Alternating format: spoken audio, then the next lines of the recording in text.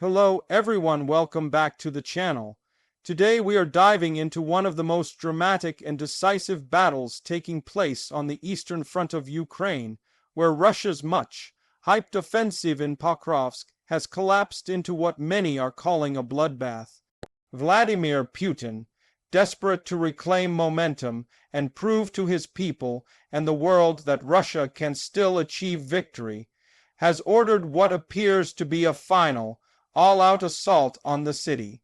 But instead of a breakthrough, the Kremlin has been handed one of its most humiliating defeats, as Ukrainian defenders held their ground with remarkable strength, coordination, and resilience. The battle for Pokrovsk is not just another clash in this grinding war. It has become symbolic of the larger struggle. Russian commanders threw everything they had into this offensive.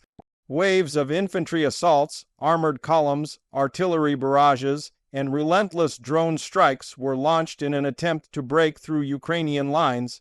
For days, the Kremlin state media insisted that Pokrovsk was on the verge of falling, portraying it as a decisive push that would finally tilt the war in Russia's favor. Yet reality on the ground painted a very different picture. Ukrainian forces, prepared for this assault, had fortified the area extensively. They leveraged advanced Western, supplied weapons, precise artillery, and real-time intelligence to turn every Russian advance into a deadly trap. Reports from the front describe devastating losses among Russian troops. Entire battalions have been wiped out as they tried to push across exposed terrain under the watchful eyes of Ukrainian drones. Armored vehicles that were supposed to spearhead the offensive became burning wrecks after being hit by precision-guided munitions. Survivors spoke of chaos, poor coordination, and the lack of basic supplies such as ammunition and medical aid. What Putin envisioned as a show of unstoppable power has instead revealed the deep cracks in Russia's military machine. For Ukraine, this defense was more than tactical. It was psychological. Pokrovsk has long been considered a gateway city, a key position linking critical supply routes in the Donetsk region. If Russia had captured it, they could have launched further operations westward, potentially putting Ukrainian logistics under severe strain. But by holding the city and inflicting catastrophic casualties on Russian forces, Ukraine not only secured a vital point on the map, but also sent a clear message. They are far from defeated. The significance of this battle cannot be overstated. Russia has been struggling with manpower shortages for months. Mobilization efforts at home have faced growing resistance, with families reluctant to see their loved ones sent into what many now call the meat grinder. The losses in Pokrovsk, numbering in the thousands according to multiple reports, will make recruitment and morale even more difficult for Moscow. Each destroyed tank, each lost soldier, represents not only a battlefield failure, but also a political liability for Putin. Meanwhile, Ukrainian forces continue to innovate. Commanders have been adapting tactics quickly, using small mobile units to outmaneuver Russia's slower, more rigid formations. With Western intelligence support and precision weapons, they have been able to strike Russian command posts, supply depots, and artillery positions with deadly efficiency. The defense of Pokrovsk showed the effectiveness of combining local knowledge of the terrain with cutting-edge technology. This combination turned what could have been a Russian victory into one of Moscow's worst defeats in months. Another aspect that stands out in this battle is the morale of the troops. Ukrainian soldiers fighting in Pokrovsk described their defense as not just about holding a city, but about defending their homeland, families, and future. This motivation stands in sharp contrast to reports from Russian conscripts, many of whom admit they do not fully understand why they are fighting or describe being forced into battle with little preparation. Such differences in spirit can make or break an army, and in Pokrovsk, it seems to have played a decisive role. The Russian military machine also continues to suffer from chronic logistical problems. Witnesses recount how Russian units ran out of ammunition during the assault, with soldiers left waiting for resupply that never came. Commanders reportedly ordered desperate frontal charges in the hope of overwhelming Ukrainian defenses, but without adequate artillery cover or air support, these assaults turned into massacres. Videos emerging from the battlefield show fields littered with destroyed Russian vehicles and abandoned equipment. These images starkly contradict Kremlin claims of a successful offensive. Putin's gamble at Pokrovsk also reveals the growing desperation in Moscow. With international pressure mounting and domestic discontent simmering, the Kremlin needed a victory it could showcase to its people. Instead, the disaster has raised questions about the sustainability of Russia's war effort.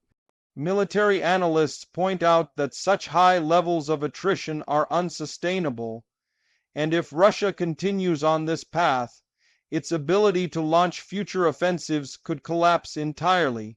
On the Ukrainian side, success at Pokrovsk has boosted confidence, both among the military and the civilian population.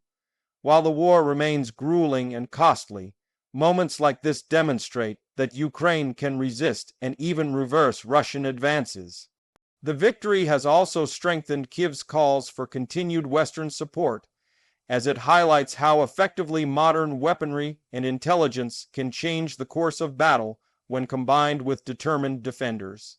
At the same time, this defense underscores the evolving nature of modern warfare.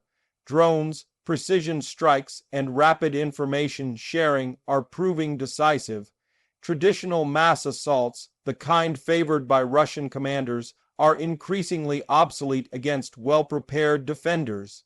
The Pokrovsk battle may well be studied in military academies in the future as an example of how a smaller force, with superior tactics and technology, can devastate a larger, less flexible opponent. International reaction has also been swift. Western leaders have praised Ukraine's resilience while quietly acknowledging the need to maintain steady supplies of arms and ammunition. NATO officials point out that Ukraine's ability to hold cities like Pokrovsk strengthens not only Ukraine's position, but also the credibility of Western investment in the war effort. For Russia, the defeat adds to its growing isolation. Even some of its closest partners are said to be questioning Moscow's ability to deliver on its promises of quick victories.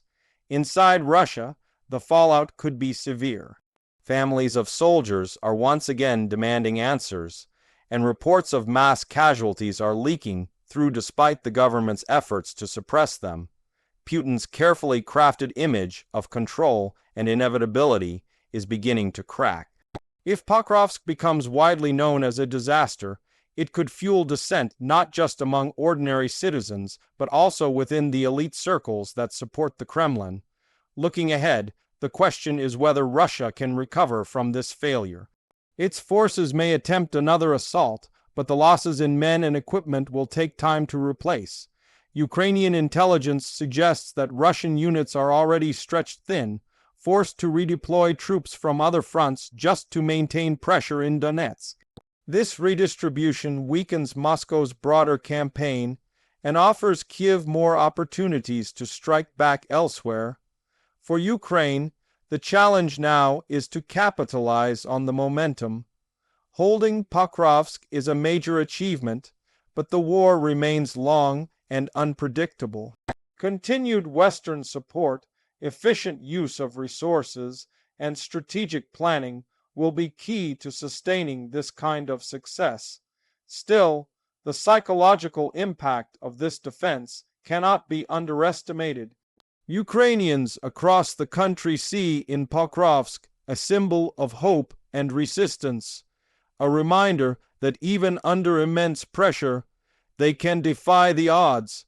The battle for Pokrovsk also highlights the shifting balance of power in this war.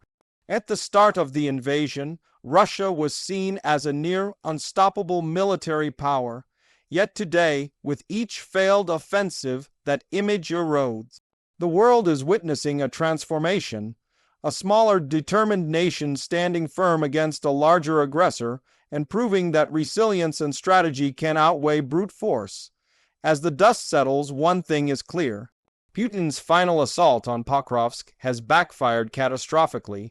What was meant to be a show of strength has turned into one of Russia's bloodiest defeats, underscoring both the weaknesses of its military and the strength of Ukraine's defense.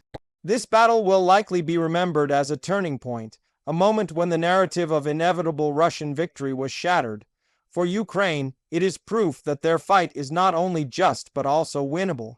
For Russia, it is a grim reminder that persistence without adaptation leads only to destruction.